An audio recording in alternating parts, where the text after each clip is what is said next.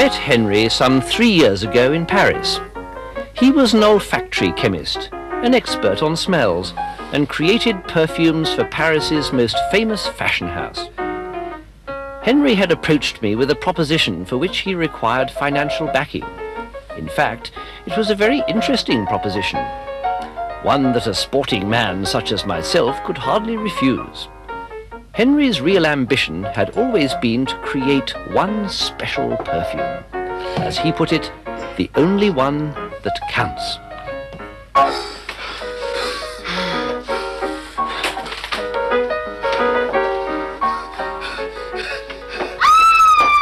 I went completely wild. I must have ripped all my clothes off. So number 1076 is the one. May I smell it? Of course. Not that it will have any effect upon a woman.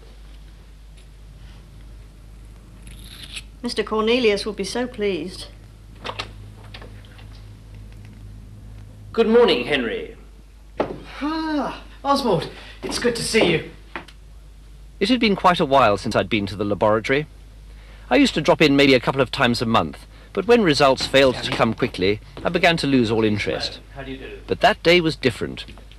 I wanted to be around to share the fun. So, tell me what happened. Look, this is the most precious fluid in the entire world. I took just one tiny sniff. Just one tiny sniff. I can't remember what happened to me exactly next. I was like a dangerous animal. Hunting for a woman. Any woman. Lucky Simone. Lucky indeed, seeing as today, of all days, she was late for work. So, who did you find? Nobody, thank God. The effect wore off almost as suddenly as it came upon me. No, the next step is to make a controlled experiment under scientific conditions. For that I shall have to spray a measured amount of perfume onto the woman and let a man approach her. Why don't I go out into the street, holding my nose, and spray the first woman who comes along? You can watch from the window here. Should be fun. It might be fun, Oswald, but not very scientific. That's why I must make the tests indoors under controlled conditions. And I'll play the male part. I'm afraid not, Oswald. I'm afraid I cannot take any chances. That is why I've employed the most strongest and toughest young man I could find.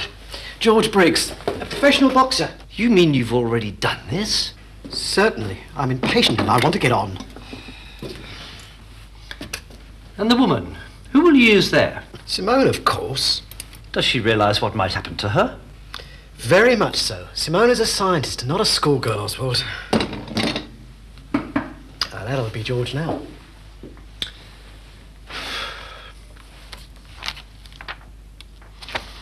I believe the fellow came thinking he was going to act in a saucy film. The business with the nose plugs must have quickly disillusioned him.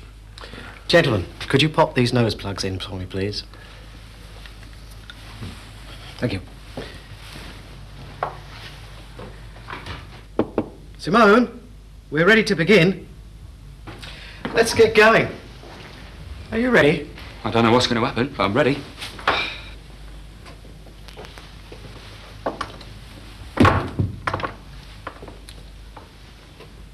Simone, you will sit in that chair. Yes, Professor. And you, George, will stand on the 4-yard mark with your nose plug still in. We'll need photographs as proof of our achievement here today. I wish, first of all, to discover the effective range, the exact distance he is from the subject when the molecules hit.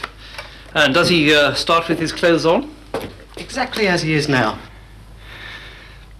And the lady, is she expected to cooperate or resist? Neither. She must be a purely passive instrument in his hands. So, you spray something on a girl, and I walk towards her. Exactly. There's nothing to it. Get ready, please, Simone. Wait!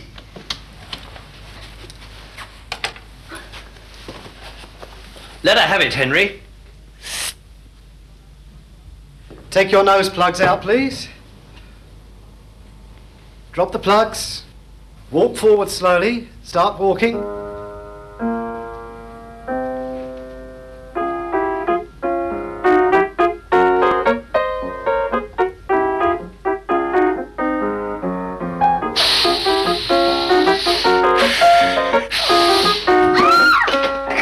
off her white overall, her dress and her underclothes. There is little point in describing exactly what went on during the next few minutes. You can guess most of it anyway. 30 seconds. I'm not a voyeur. I hate that sort of thing. But in this case, I stood there absolutely transfixed. 45 seconds. The sheer animal ferocity of the man was frightening, and right in the middle of it all, Henry did an interesting thing.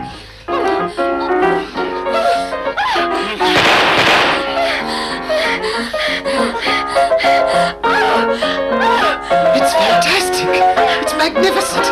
We've done it, Oswald. What happened? What did I do? My dear young man, you were simply wonderful. Don't worry about a thing. The £500 is all yours. Spray me again. Oh, please, Professor, spray me just one more time. The experiment is over, Simone. Now go away and dress yourself. Please.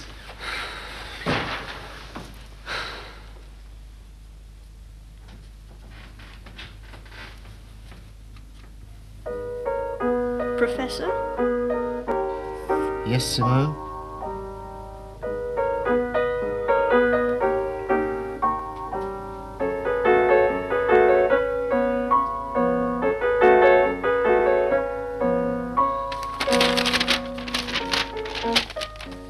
The morning brought bad news.